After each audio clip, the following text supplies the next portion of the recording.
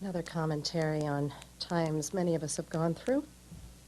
This is Bella Johnson, host of Alternative Currents. We are speaking with John David Ebert, author of Twilight of the Clockwork God, Conversations on Science and Spirituality at the End of an Age, published by Council Oaks Books.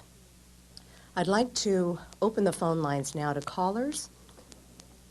469-0500 is the number to call. We have a toll-free also, 866-625-9378.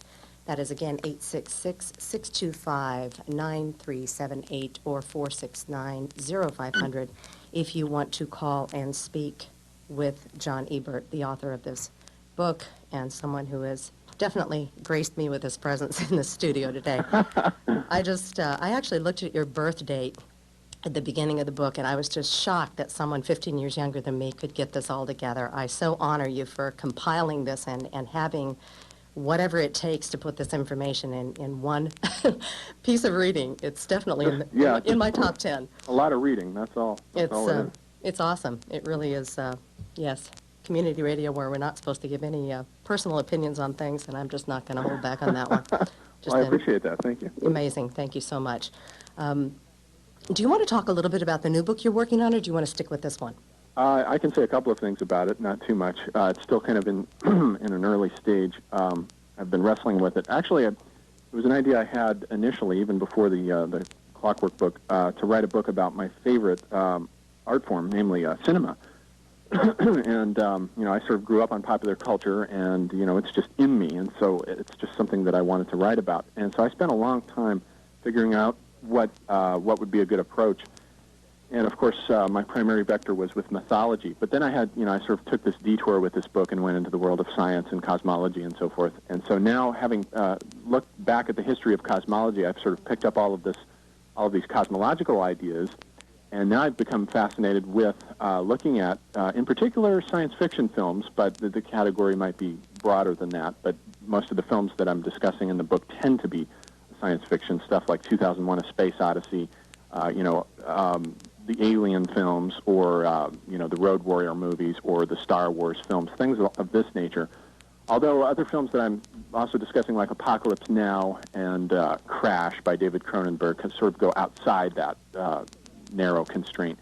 And so what I'm sort of doing is looking at how these films are retrieving, in many ways unconsciously. I think a lot of these artists are sort of, their unconscious imagination is just sort of seizing on these archaic cosmologies and then retrieving them and sort of miniaturizing them into these films. And for one example that leaps to mind that's very simple and clear is sort of Vision in Close Encounters of the Third Kind, where the climax of the film takes place at Devil's Tower in Wyoming.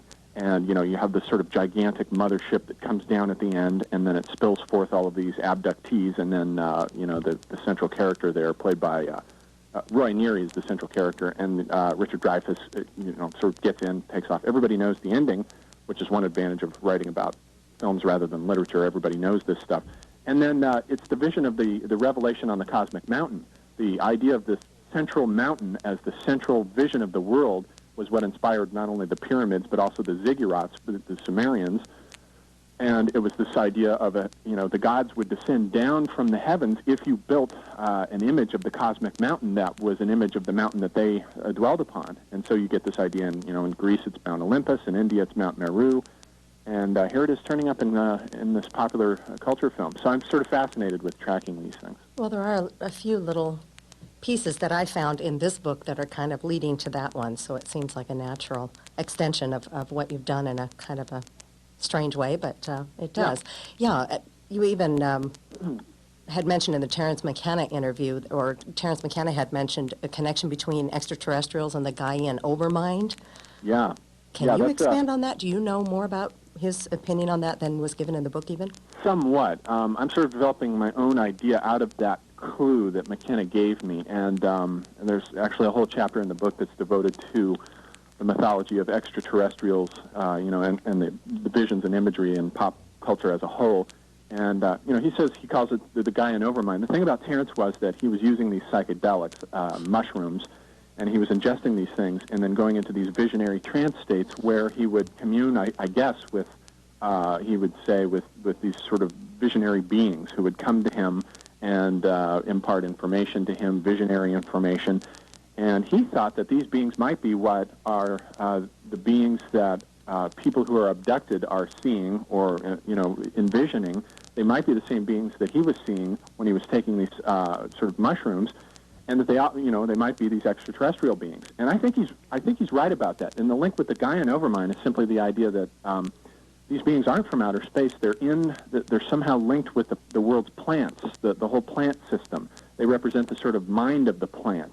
This is a very old idea. The ancients had this idea. They personified it mythologically. For example, Dionysus was the god who lived in the grapevine, so it's a very old idea. But this idea, I think, I'm sort of developing that and beginning to realize that I think a lot of what's going on with these abduction accounts, and they're frighteningly convincing when you read them, and the Harvard-trained psychiatrist John Mack wrote a book about it called Abduction, and he lost all the credibility of being, Harvard-trained psychiatrist in writing this book. So he was really fascinated by it and risked his whole career in writing it, and it was an absolutely fascinating book. And I think part of what's going on with these things is that these are the beings that in traditional Aboriginal cultures are called the ancestors, and these are the beings that, shamans would encounter when they would go into trance states, and they would come to them and impart knowledge and information in these trance states that, the shaman would then go back to the tribe, and then he would say, the ancestors have spoken, this is where we need to go. And I think that they're not from outer space. These beings are in the sort of mind, the Gaian mind of the earth, and they are the beings that speak to us and give us direction, and we've sort of lost contact with them.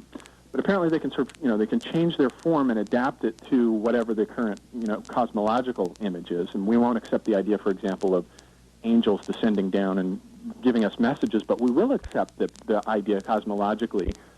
It's at least theoretically possible that there may be these alien beings from other worlds who will come down. So that's the form that they assume, and when they try to communicate with us. And so that's part of a theory that I'm developing on that.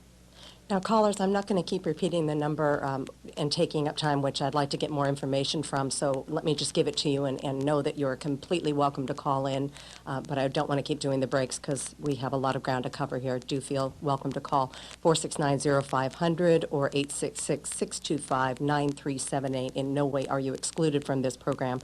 I know many of you, when you hear shows like this, say, well, we just wanted to hear what the guy had to say, so whatever you want to do, please feel free to call if you'd like to do that. So talking about the Gaian overmind, can we go back for people who don't understand the Gaia theory, used to be called the Gaia Hypothesis, that Right. Margulis had? Can you go into that a little bit? Sure. Again, it's another one of these ideas that requires a long answer, so I'll try to be as brief as I can. But the idea is that James Lovelock actually originated the idea, and he was an atmospheric chemist. And he was just asked, he was working in the 60s for NASA, and they wanted to know if there was some way in which it could be determined beforehand that there might be life on Mars without actually visiting the planet. And so as an atmospheric chemist, he put his mind to it, and he thought, well, let's look at the atmosphere of Mars. What is it? Well, it's mostly carbon dioxide. So there's not this potential energy between all these different gases that you find, for example, when you look at Earth's atmosphere, which is composed of 70% nitrogen, and then you have some methane, and you have 21% oxygen, and all these other gases, and they're constantly reacting against each other, sort of wiping each other out, but then they're being refreshed continually. So he realized that there wouldn't be any life on Mars because its atmosphere was dead. There was, there was no potential energy for reactivity amongst the gases of Mars whatsoever. But in the case of Earth, there's all of this reactivity. For example, the oxygen that's in the air has maintained a ratio of about 21%.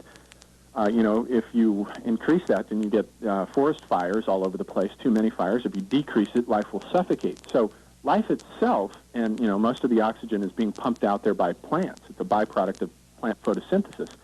So the plants have an enormous role in regulating this metabolism of the Earth. And it's not a mystical idea. There's nothing... there's nothing mystical at all about it. It's just a realization that all the Earth's ecosystems are interconnected into one vast ecosystem, which you can just refer to by the name Gaia, rather than using a scientific label like, a homeostatic system, far from equilibrium, something convoluted like that. It's the Gaia idea which is a mythological idea, the Earth Mother idea, that just sort of conveys the idea in a flash. It doesn't give you the details of it, but it conveys it cosmologically in a flash. So it just gets to this idea that the Earth's metabolism is regulated by life itself, and it seems to be purposeful in that sense. Which naturally, in my mind anyway, leads me to Brian Swimme and pantheism and some of the more earth-based religious roots that probably evolved from that more holistic Earth view. Yes, with Brian Swimme, one of the things that I asked him about was this idea about the universe and its rate of expansion, because he had mentioned Brian Swimme is he teaches out at the California Institute of Integral Studies. He's a kind of science enthusiast. And he mentioned this point about if you look at the way in which the universe has expanded from this initial singularity, this big that we call the Big Bang, the rate of expansion is such that if you alter it, I mean, if you slowed it down even just a fraction of a fraction of a fraction, or increased it just barely, stable structures would not have been able to form, such that you wouldn't get a stable matter, you wouldn't get stars, you wouldn't get galaxies. None of those things would ever have formed if you had changed the rate of expansion at all. So it seems to suggest that the Big Bang happened, and the rate of expansion that sort of came out of it was at exactly the right rate for the formation of these star systems that enabled life to come into being. And so you can look at it from that point of view, almost the way you can look at the Earth as a self-regulating system, as, it's called the anthropic principle. The Gaia idea sort of magnified out into the cosmos is called the anthropic principle. Is this idea that the galaxy is almost a kind of self-maintaining system that has come into being for the purpose of bringing about life. So that was Brian Swimme's idea. Also, he mentions, and Sheldrake does as well, about the asymmetry of the universe. And any thoughts on that? It just seems funny that everything is just a little bit off, and if it were perfectly symmetrical, then apparently these conditions for life wouldn't exist either. Right. This is linked with the expansion of matter and out of the Big Bang and these particles. So that goes back to that, yeah. Yeah, and if there's an asymmetry, then the equal amount of particles would have wiped each other out. But the asymmetry means there are more matter particles than antimatter particles, just slightly more, so that they don't all wipe each other out, and enough of those particles survives to, go on to create the universe. So it's out of that. And even into human bodies, where Sheldrake talks about the asymmetry of cell division. Yes, I just found it an interesting analogy. Again, I've packed about way too much information in my head in the last 24 hours. Stephen Bar Harbor, talk to us. Oh, yes. I just tuned in, and I'm sorry I missed the first half hour, but I was wondering, when you were talking about doing another book on movies, which is there's a tie-in here. Are you familiar with a movie called Evasions, LX94? No, I've never heard of it. Okay, I went to a conference with Terrence in '95, and I think it was in '94. That's why it's LX94. That he was in a movie along with Robert Anton Wilson, and it was a movie. It's a science fiction writer, Rudy Rucker. Yeah, I've heard of him. And they made a movie in Portugal. And somehow the movie maker was a narco-surrealist documentarist, Edgar Perra, and he talked the city of Lisbon into giving him $500,000 to make the film. And I've never seen this film listed anywhere, but I saw it at this conference. What was it about? Well, it was about people who bought and sold time. And it just sounds like it's a really neat tie-in between the two writings that you're working on. Yeah, That's pretty much all I know about it. Yeah, I mean, when you look at a lot of these films that are coming out, whether you're talking about big-budget studio films or obscure independent films, you find that at an unconscious level that a lot of the artists are drawing from these, outmoded cosmologies, these vanished cosmologies. I mean, if you look at the structure of 2001: A Space Odyssey, where you have a movement in the narrative from Earth, then we ascend, in the second story to the moon, and then in the later stories out toward Jupiter. And in the novel actually ended out in with Dave Bowman out at the Stargate at Saturn. You have an exact duplication of the old Ptolemaic myth of the soul's ascent at the moment of death from the Earth through the planetary spheres encircling the Earth up towards Saturn, which was the ceiling of the cosmos and then it was sort of transformed and then descended back through those spheres at the end for rebirth on the Earth. And so at the end of the film, you get the star child coming down back toward the Earth for rebirth. And I don't think Arthur Clarke or Stanley Kubrick, despite